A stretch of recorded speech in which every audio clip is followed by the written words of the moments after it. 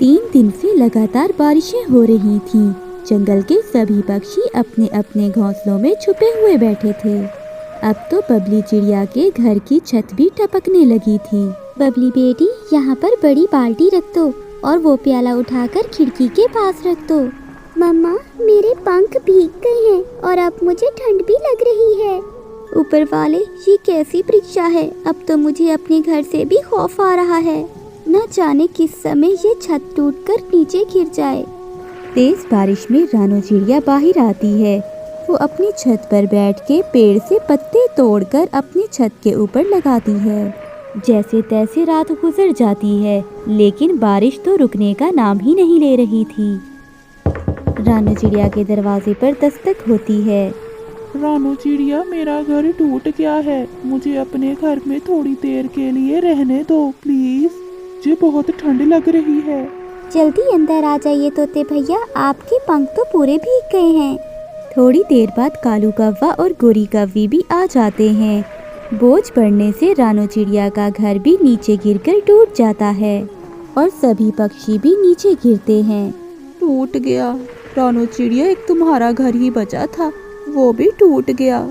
ये बारिश पता नहीं कब रुकेगी और कब हमारी जान बचेगी। कालू भैया, आप हिम्मत करें, अब हमें कुछ ना कुछ तो करना ही होगा। चिड़िया, हम गुफा में चलकर देखते हैं। अगर वहाँ बारिश का पानी ना हुआ तो हम सब वहीं चले जाएंगे। फिर कालू कौवा और रानो चिड़िया गुफा की तरफ चले जाते हैं और बाकी पक्षी पेड़ के नीचे बैठ जाते हैं। गुफा भी पानी से भर चुकी थी। ये देखकर रानो चिड़िया और कालू कौवा बहुत उदास हो जाते हैं। कालू भैया, वो देखिए, सामने इंसानों की बस्ती है।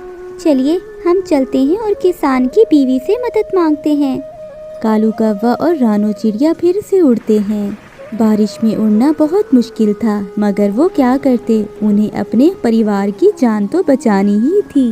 वो किसान की पत्नी के घर पहुंच जाते हैं। माँ जी, मर जाएंगे हम सब।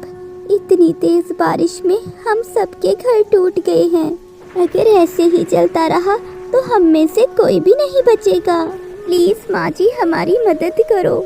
छोटी चिड़िया, मेरे खेत में कद्दू की फसल तैयार है। वो इतने बड़े हैं कि तुम वहाँ आसानी से रह सकते हो और उसमें ना छत टूटने का डर और ना दरवाजा। माँ जी, ये तो कमाल का आइडिया है। क्या हम आपके खेत से कद्दू ले जाएं? हाँ, जाओ और अपनी जान बचाओ। फिर चिड़िया और कौवा किसान के खेत में जाते हैं और वहाँ से बड़े बड़े कद्दू तोड़ लेते हैं। वो जल्दी से वापस अपने घर की तरफ लौटते हैं। तोता अपनी तेज चोंच से कद्दू के सारे बीज निकाल देता है और सभी पक्षी अपना एक एक कद्दू ले लेते हैं। अब वो सारे दोस्त बारिश के पानी से बच चुके थे।